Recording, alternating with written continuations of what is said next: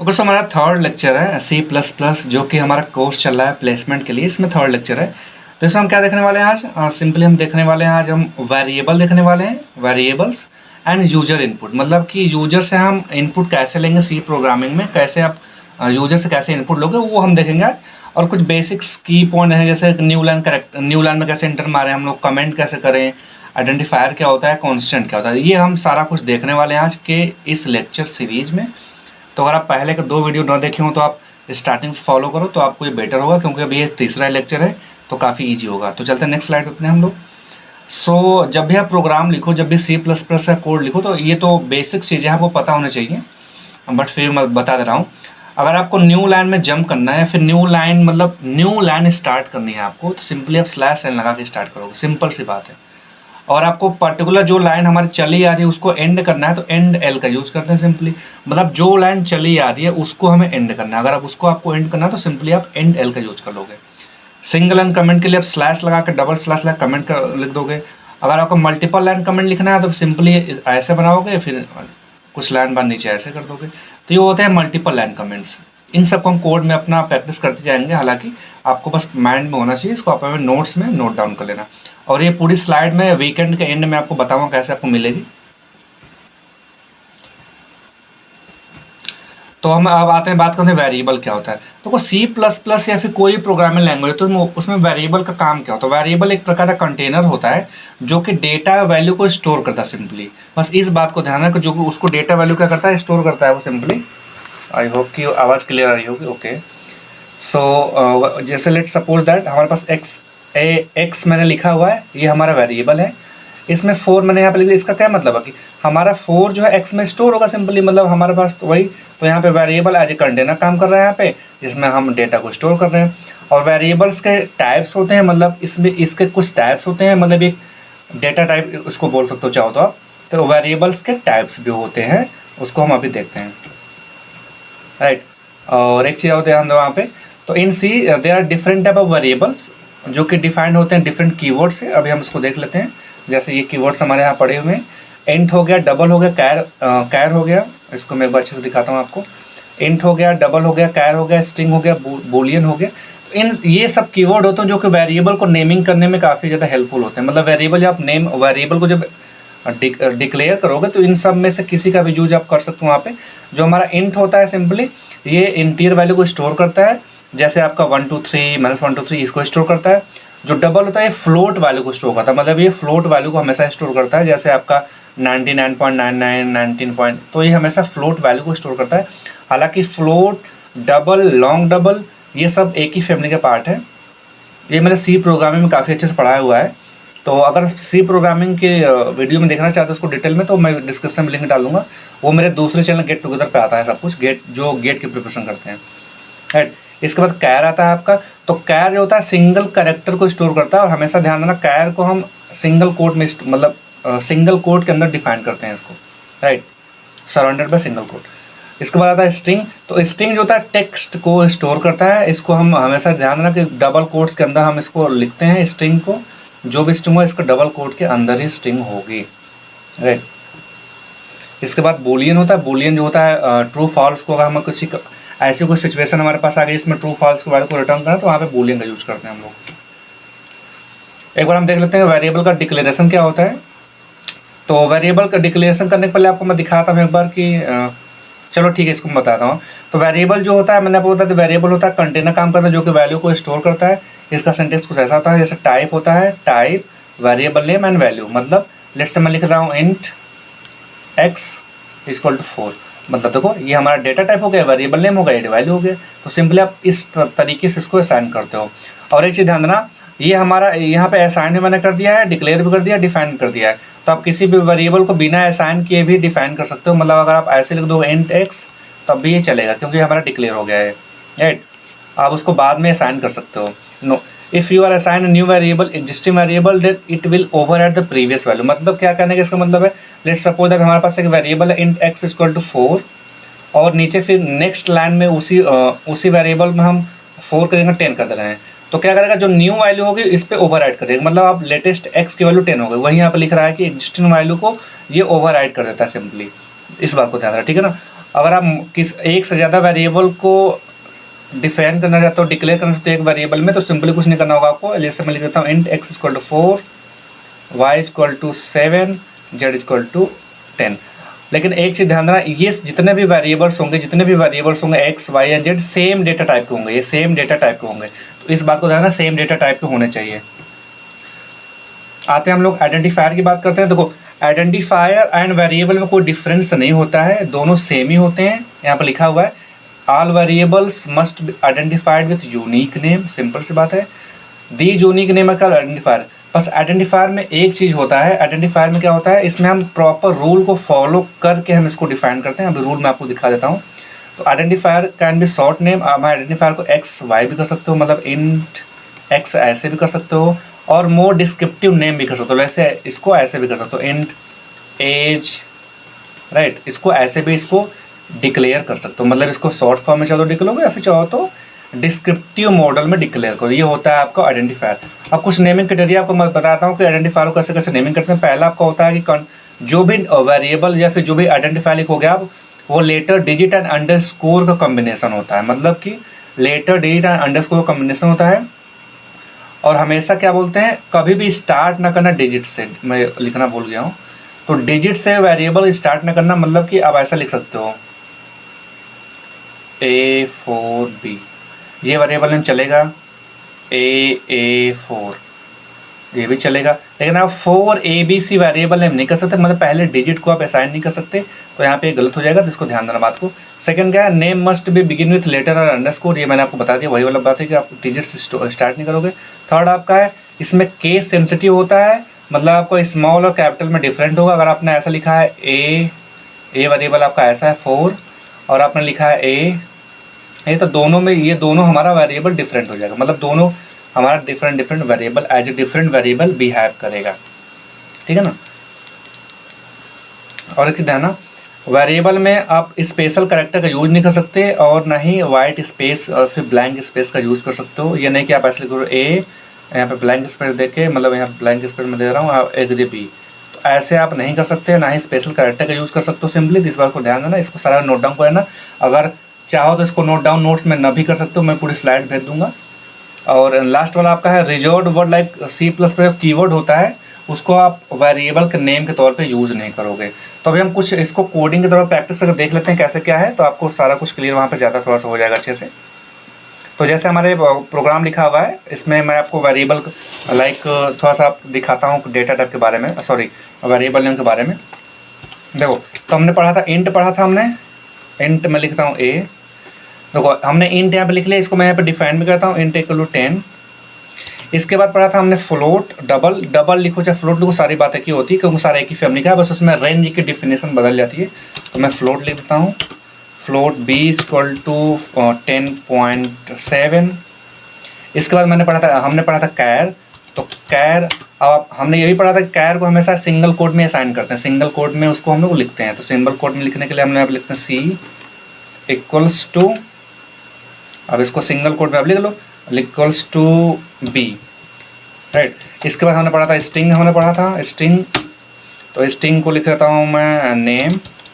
देखो यहाँ पर नेम मैंने वेरिएबल को एज ए नेम हम डिस्क्रिप्टिव मॉडल में भी दे सकते हैं, कोई इशू नहीं है। इसको मैं डिफाइन करता हूँ, इसको डबल कोट्स में करते हैं, मैं लिखता हूँ कोड G, राइट। इसको करता हूँ टर्मिनेट। फिर हमने पढ़ा था बूलियन, तो बूलियन को कुछ बताने का मतलब नहीं, फिर मैं आपको बताता हूँ, बूल लिख देता हूँ। तो बूल मैं इसको हम लोग बाद में देखेंगे क्योंकि थोड़ा सा समझाना पड़ेगा आपको डिटेल में।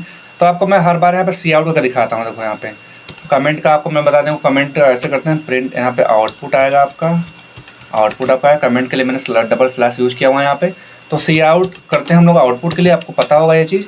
अब क्या हमें करना है, ए प्रिंट करना है, ए मैंने प्रिंट कर दिया यहाँ पे, देखो ए हमारा प्रिंट हो गया। अगर इसको मैं रन करूँगा आपको यहाँ पे सिंपली, अगर मैं इसको रन करता हूँ, राइट, इसको मैं अगर रन करता हूँ तो सिंपली हमारे पास ए ही यहाँ पे रन होकर चला आएगा। अपने आप कोड ब्लॉक्स F9 प्रेस करोगे तो आपको सिंपली रन हो जाएगा। मैं यहाँ पर रन करके दिखाता हूँ आपको।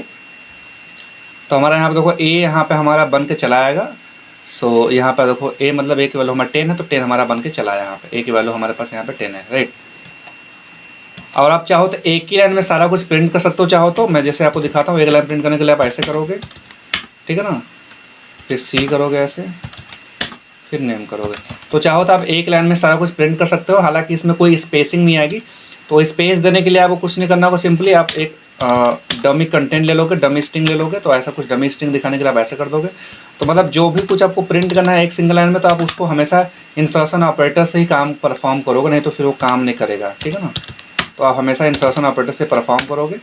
इसको मैं सेव करके जैसे रन करूँगा, इसको देखो यहाँ पे जैसे मैं रन करूँगा सारा कुछ एक लाइन में हमारा प्रिंट हो जाएगा यहाँ पे। तो सारा कुछ हमारा को यहाँ पे एक लाइन में प्रिंट हो गया यहाँ पे, सिंपली क्लियर। अब इसको चाहो तो आप न्यू लाइन से प्रिंट कर सकते हो। न्यू लाइन से प्रिंट करने के लिए सिंपली आपको यहाँ पे एंड लाइन लिखना पड़ेगा। आप उसको आप ट्राई कर लेना, काफ़ी इजी पार्ट होता है वो। तो हमारा ये हमारा हो गया वेरिएबल, हमने देख लिया यहाँ पे, और हमने सब कुछ यहाँ पे देख लिया उसका नेमिंग क्राइटेरिया भी। अब हम लोग आगे बढ़ते हैं अपने स्लाइड पे एंड आते हैं नेक्स्ट पार्ट पे। तो हम कॉन्स्टेंट, अब हम कॉन्स्टेंट थोड़ा सा देख लेते हैं। तो कॉन्स्टेंट कुछ नहीं होता है, अगर आप डिफिनेशन में एक बार ध्यान दोगे तो when you do not want to others और टू ओवरराइड एग्जिस्टिंग वेरिएबल। अगर आप चाहते हो कि आपको कोई पर्टिकुलर वेरिएबल हो, पर्टिकुलर कोई भी डेटा हो, कोई भी उसको बदल ना पाए या फिर आप ही उसको ओवरराइड ना कर पाओ, तो आप वहाँ पे कांस्टेंट कीवर्ड का यूज़ करना पड़ेगा, which means unchangeable and read, जो कि चेंज कभी भी नहीं होगा, बस उसको हम रीड कर सकते हैं। जैसे लिखा है cons int my name equal 15, तो अब इसको हम लोग, तो हम यहाँ पे माई नेम को हम लोग बदल नहीं सकते, राइट। माई नेम को हम लोग यहाँ पे बदल नहीं सकते, तो यहाँ पे सिंपली हमारे पास हो जाएगा एरर रहेगा। इसको हम लोग आउटपुट अभी कोड करके इसका देख लेते हैं। तो अगर मैं आपको यहाँ पे थोड़ा सा साफ़ कर दूँ, यहाँ से इसको मैं हटा देता हूँ, ओके। तो एक चीज़ ध्यान देना, अभी यहाँ पे बताता हूँ आपको मैं। अगर आपको कांस्टेंट, देखो मैं इंट ए लिखा हूँ, मैंने कांस्टेंट लिखा हूँ वहाँ पे, मैं बस ए लिखा हूँ। अगर ए को बाद में मैं लिख रहा हूँ 15, तो आपको बताया हो ना कि ए ओवरराइड कर जाएगा यहाँ पे। ओवर मतलब कि पहले एक वाला 10 थी, फिर बाद में 15 मैंने किया, तो नीचे वाला ओवरराइड होकर प्रिंट होगा हमारा 15 प्रिंट होगा, ठीक है ना, 15 प्रिंट होगा। लेकिन अब जब हम कांस्टेंट करेंगे, ओके टर्मिनेट यहाँ पे नहीं, सॉरी, और तो इसके बाद इसको मैं रंग करके दिखाता हूँ आपको। तो इस टाइम पे हमारा 15 मतलब बहुत ही ईजिली 15 हमारा प्रिंट हो जाएगा। देखो यहाँ 15 प्रिंट हो रहा होगा, यहाँ पे दिख रहा होगा। लेकिन अगर हमें आप थोड़ा सा देखो, अभी आपको दिखाता हूँ जादू। अगर मैं यहाँ पे कॉन्स्ट लिख दूँ, मैं कॉन्स्ट, अब जैसे मैंने कॉन्स्ट इंट लिखा, तो हमारे एक वाला हम इसको ओवरराइड कभी नहीं कर सकते, इसको कभी भी नहीं कर सकते।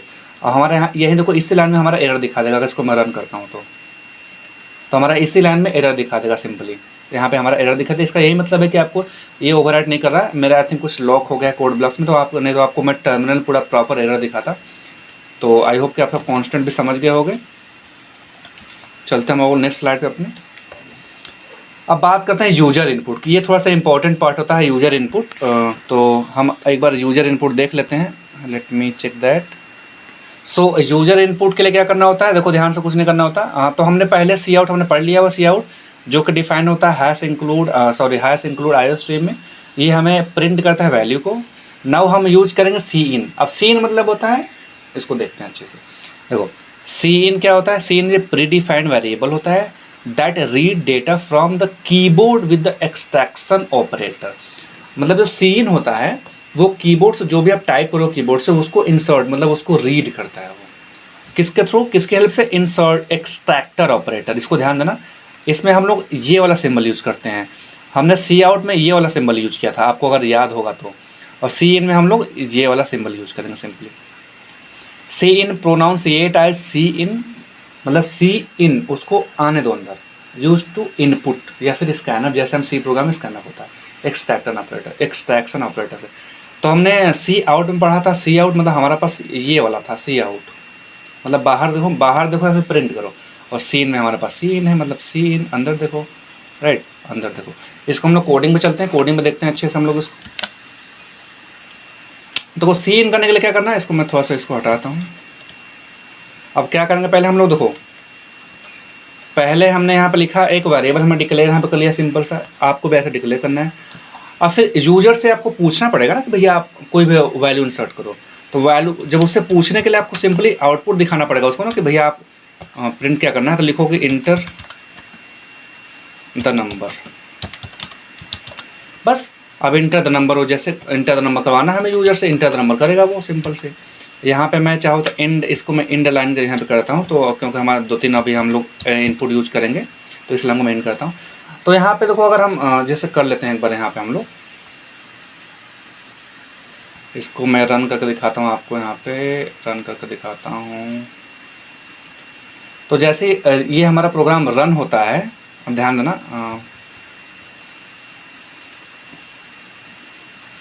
तो आप सब देख रहे हो जैसे रन हुआ है, तो लिख रहा है इंटर द नंबर। यहाँ पे इंटर द नंबर हमें हमसे पूछ रहा है अभी, लेकिन आप सब देख रहे हो नीचे यहाँ कुछ डमी या फिर रैंडम नंबर आ रहा है। ये नंबर रैंडम क्यों आ रहा है, इसको मैंने अच्छे से समझाया हुआ अपने सी प्रोग्रामिंग के वीडियो सीरीज़ में, तो वहाँ पे आप जाकर देख सकते हो, हालांकि इसमें बताऊंगा मैं।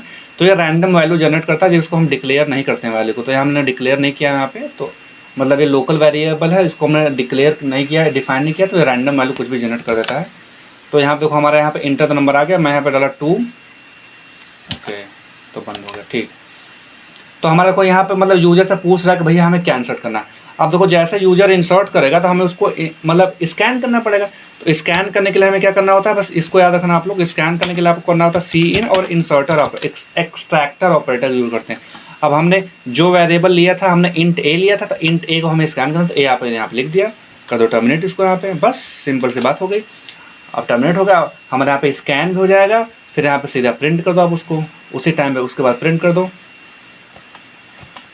तो यहाँ पे मैं लिख दो आपकी योर एंटर्ड नंबर इज, बस उसको यहाँ पे दिखा दो। तो देखो ये हमारा एक ही लाइन में टर्मिनेट कर रहा हूँ, मैसेज दिखा रहा हूँ, क्यों, हमारा जो डबल कोड का ये वाला पार्ट है, जो है डबल कोड का पार्ट है, तो हमारा एज ए स्ट्रिंग प्रिंट हो जाएगा। इसके बाद हमारे ये फिर हमारे पे इंसर्टर ऑपरेटर है, फिर हमने यहाँ पे ए की वैल्यू प्रिंट करेगा जो भी यूजर इंसर्ट किया रहेगा। इसको रन कर देखते हैं एक बार।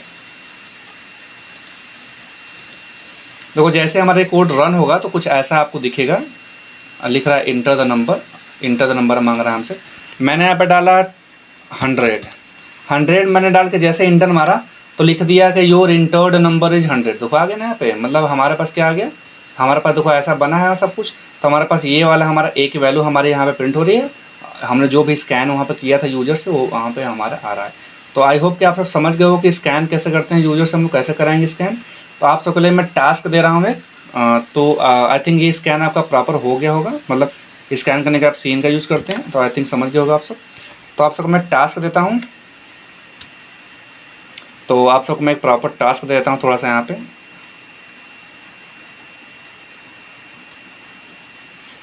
तो टास्क आपका ये है आज का, एक कैलकुलेटर बनाना है, कैलकुलेटर बनाना है, यूजर इनपुट होना चाहिए। मतलब कि ओबियसली बात है, अगर आप कैलसी चलाते हो तो आप जो इंसर्ट आप करो तब तो वो आपका आउटपुट आता है। तो आपको सिंपल कैलसी बनाना है जिसमें आपको एडिशन होगा एंड सब्ट्रैक्शन होगा, ये दो ऑपरेशन परफॉर्म करके दिखाने हैं। तो आप अगर कर लेते हो तो काफ़ी अच्छी बात है, नहीं करोगे तो फिर हम लोग उसको आगे देखेंगे। तो यूजर इनपुट तक हमने आज देख लिया। हमने आज क्या क्या देखा आपको मैं एक बार दिखाता हूँ बेसिक से। तो आज हमने देखा था आपका देखा था ये बेसिक्स पार्ट देखा दिया हमने, और हमने वेरिएबल्स के बारे में डिस्कस किया था। वेरिएबल्स हमने काफ़ी अच्छे से यहाँ पे पढ़ा था, तो हमने वेरिएबल्स के बारे में डिस्कस यहाँ पे किया है। इसके बाद फिर हमने इसके कुछ नेमिंग क्राइटेरिया के बारे में डिस्कस किया हुआ है, हमने नेमिंग क्राइटेरिया के बारे में, राइट। फिर हमने आइडेंटिफायर एंड नेमिंग क्राइटेरिया देखा हुआ है। इसके बाद हमने कॉन्स्टेंट देखा, फिर हमने यूजर इनपुट देखा। तो आई होप आप सबको काफ़ी क्लियर सब कुछ समझ में आ गया होगा। तो अगर सब कुछ आपको समझ में आ गया हो तो आपको बस करना है सब्सक्राइब, लाल बटन जो कोने में आ रही होगी आपको उस पर करना है सब्सक्राइब। मेरे फ़ोटो के ऊपर बन के आ रहा होगा, यहाँ पे बन के आ रहा होगा ऐसे सब्सक्राइब, यहाँ पे क्लिक करोगे तो आपको सब्सक्राइब डायरेक्टली हो जाएगा। अपने दोस्तों के बीच में इसको शेयर जरूर कर देना क्योंकि बहुत ही हेल्पफुल होगा सबके लिए। वीडियो अगर अच्छी लगे तो लाइक कर देना। और अगर आप गेट की प्रिपरेशन कर रहे हो गेट की, तो मेरा एक दूसरा यूट्यूब चैनल हम लोगों का, दैट इज़ गेट टुगेदर, वहाँ पे कंप्लीट गेट की बस प्रिपरेशन कराई जाती है। तो उसको आप जाके फॉलो कर सकते हो, वहाँ से प्रिपरेशन कर सकते हो। कोई भी आपको डाउट आ रहा हो, कुछ भी आपको प्रॉब्लम है तो आप फॉलो कर सकते हो इंस्टाग्राम पे या फिर टेलीग्राम पे डायरेक्टली मैसेज कर सकते हो। कोई आपको सजेशन देना हो, कुछ भी देना सजेशन, कुछ भी आपसे पूछना हो आपको, तो आप कमेंट करो अपने सजेशंस को। I am always here to welcome you all. So मिलते हैं नेक्स्ट सीरीज में, नेक्स्ट लेक्चर में। टिल देन क्या करना है आपको, अपने प्रिपरेशन आप अच्छे से करते रहो, अच्छे से कोडिंग में प्रैक्टिस करते रहो। So thank you for watching, thank you for being here, thank you so much.